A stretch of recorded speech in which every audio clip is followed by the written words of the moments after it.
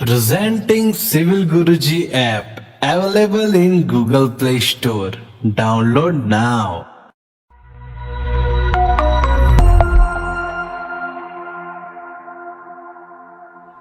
Hello engineers, welcome back to your own learning platform which is Civil Guruji Civil Engineers Training Institute. I corporate trainer engineer Dilip Singh Bawa welcome you back to your own learning platform.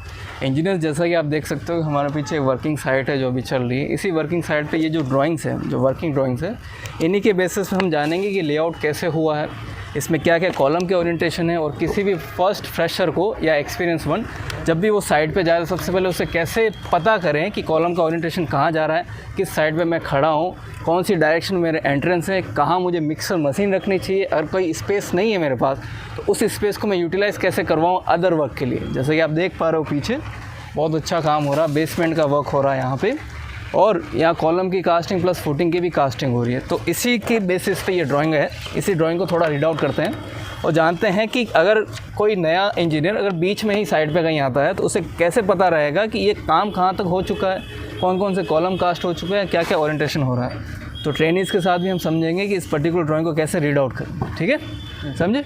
अब सबसे पहले आप मुझे ये बताओ, ये जो drawing है इस ड्राइंग में क्या कॉमन है जो कास्ट हो चुका है इसके बेसिस पे। जैसे ये सेंटर लाइन लेआउट वाली ड्राइंग है ना। अगर आप कुछ नहीं समझ पा रहे हो इस ड्राइंग में, सबसे पहले कॉर्नर वाली कॉलम सबको छोड़ दो।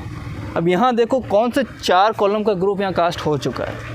मेरे पीछे ये जो 4 कॉलम है, तो सबसे पहले ड्राइंग में ढूंढो कि ये 4 कॉलम कहाँ है। यहाँ है, दिख रहा है सभी को, ये 4 कॉलम यहाँ पर है सभी को।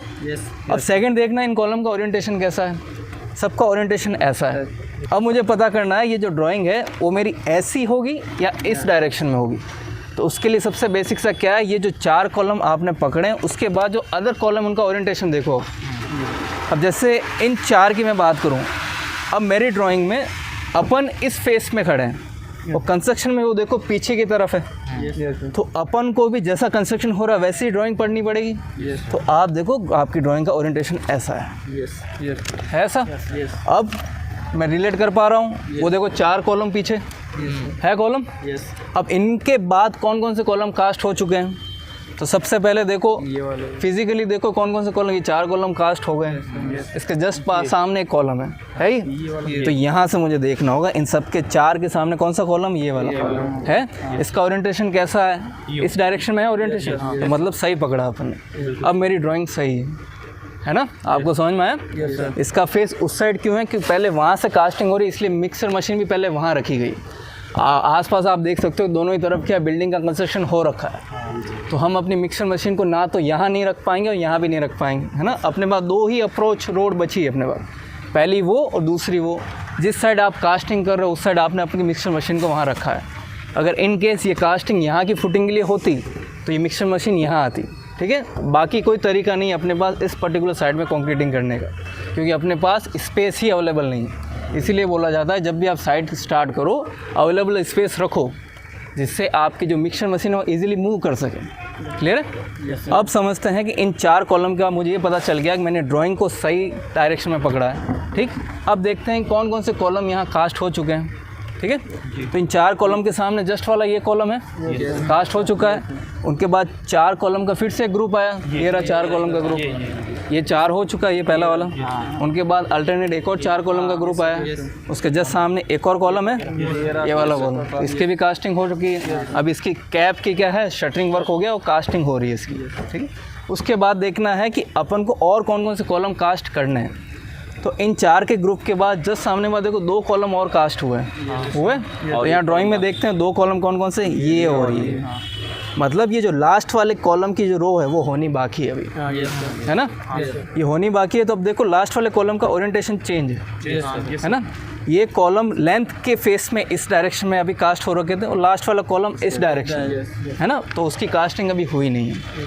उसकी कास्टिंग क्यों नहीं हुई, क्योंकि वहाँ मिक्सर मशीन रखी हुई है। अगर वहाँ मैं पहले ही कॉलम कास्ट कर दूंगा मिक्सर मशीन से कंक्रीट लाने में फिर दिक्कत आएगी। क्लियर है, तो वो सबसे एंड में जाके कास्ट करेंगे। क्लियर है, सबको समझ में आया। अब इस पर्टिकुलर साइड पे एक चीज़ जो हम और कर सकते थे वो था क्या, क्लोज टिमरिंग। मैं दिखाना चाहूँगा किशोर, एक बार साइड में दिखाओ आप, ये दिख रहा है आपको, ये लूज सॉइल है, है ना। तो ये सॉइल गिर सकती है। तो हमें सबसे पहले ये करना था कि इनको क्या करना था, टिम्बर करके, क्लोज टिम्बरिंग करके इनको पैक करना था, ताकि जो कास्टिंग हम कर रहे हैं उसमें बाहर वाली सोइल आके नहीं गिर जाए। और आपको भी पता है कोई भी लेबर इनकेस यहाँ वर्क करता है तो हाइट देखो आप नहीं करता 20 फीट के अराउंड, आराम से दब सकता है ना आदमी। तो आपको क्लोज टिम्बरिंग पहले करवानी थी, है ना, क्योंकि कास्टिंग भी जस्ट आपके बाउंड्री पे ही हो रही है, तो थोड़ा सा इसमें रिस्क है, तो ये थोड़ा हमें ध्यान रखना चाहिए, ठीक है। अब इसके बाद ये समझते हैं कि ये कंस्ट्रक्शन वर्क में क्या क्या कंपोनेंट कास्ट हो चुके हैं। जैसा मैं वहाँ दिखाना चाहूँगा किशोर, इस कॉलम को थोड़ा इधर कीजिए। आई होप कि ये सेंटर लाइन लेआउट वाला समझ में आया होगा सबको, आया सबको समझ। अब यहाँ देखो, ये जो फुटिंग कास्ट हो चुकी है, टेपर कर रखी है फुटिंग, इन दो फुटिंग को आपस में कनेक्ट करने वाली ये कौन सी आपकी ग्राउंड बीम है ना, ये तो स्ट्रैप बीम है ये, तो दो फुटिंग को आपस में क्या कनेक्ट कर रही है। अब इस पर्टिकुलर कॉलम के लिए जो साइज़ है, ये जो कैप आपको दिख रही है, ये कॉलम की कास्टिंग की कैप नहीं है, ये कॉलम को होल्ड करने की कैप है। इसके ऊपर अभी स्टार्टर आएगा, जैसा कि वहाँ है, वो स्टार्टर दिख रहा है आपको, दिख रहा है सभी को। तो यहाँ सबसे पहले स्टार्टर की मार्किंग होगी, स्टार्टर लगने के बाद इस पर क्या है, फर्मा लगेगा कॉलम का, वो उसकी एक्चुअल साइज़ होगी।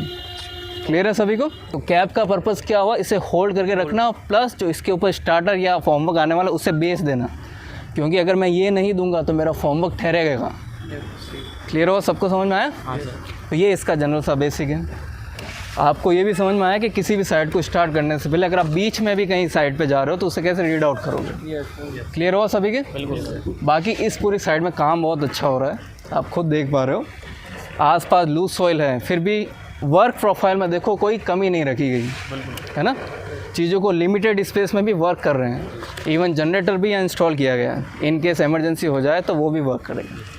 क्लियर हुआ सभी के, सबको समझ में आया। जो जनरल ड्राइंग की रीडिंग है, जैसे अभी आपने क्या है सेंटर लाइन लेआउट वाली ड्राइंग दे दी, ये ड्राइंग अपन लोगों ने रीड आउट की है। इसमें ये भी समझ में आया कि कैसे इसको रीड आउट करोगे, किस फेस को पहले देखना है, कौन से रेफरेंस कॉलम्स हैं जिनको हमें देख के ये पता चल जाएगा कि हमें किस डायरेक्शन में वर्क करवाना है फ्यूचर। ठीक है, ऐसी ऐसी बहुत सारी ड्राइंग है। अब ये देखो, ये इसकी सब स्ट्रक्चर और सुपर स्ट्रक्चर की ड्राइंग होने वाली है ना। सारे ही डायमेंशन आपको फिट और इंचेस में गिवन है, क्योंकि आर्किटेक्चर मोस्टली फिट और इंचेस में ही वर्क करता है। और हमें इनको कन्वर्ट करके किस में देना होगा, mm में देना होगा, mm मीटर में, क्योंकि हमारे सिविल इंजीनियरिंग के लिए mm ही क्या स्टैंडर्ड यूनिट है। क्लियर है। उसके बाद ये देखो आपकी कॉलम के एलिवेशन की ड्राइंग है पूरी, कि कॉलम में कैसे कैसे बार लग रहे हैं, कॉलम में एक्चुअल डायमेंशन क्या है, कॉलम का स्टीरअप साइजेस क्या क्या है, और कॉलम किस हाइट तक गया हुआ है ना। ये डिटेलिंग आ गई पूरी। और उसके बाद ये है आपका फुटिंग ड्राइंग, दिख रही है आपको सारी। ये ऐसा है अपना, ये सारी ये दो फुटिंग एल शेप में आ रही है, और ये डायरेक्शन में पूरा कंस्ट्रक्शन होना बाकी है। सबसे पहले सेंटर लाइन लेआउट वाली ड्राइंग थी, और ये फुटिंग ड्राइंग है आपकी। तो ये साइड पे अवेलेबल होनी चाहिए, और लेमिनेशन ज़रूर करवाना, क्योंकि इन्हीं से आपको कंटिन्यूसली वर्क करना है। तो अगर आप बिना लेमिनेशन की हुई A3 साइज़ की अगर ड्राइंग अपने पास हो तो फट सकती है।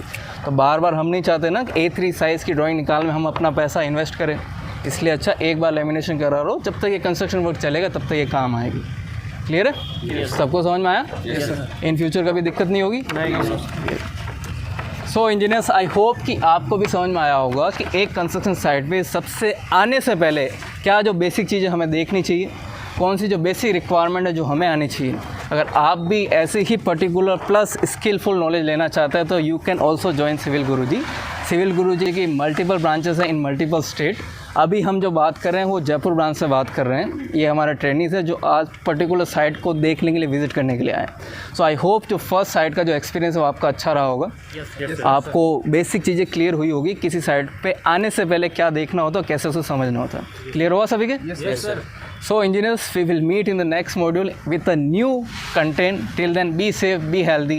Jai Hind, Jai Bharat.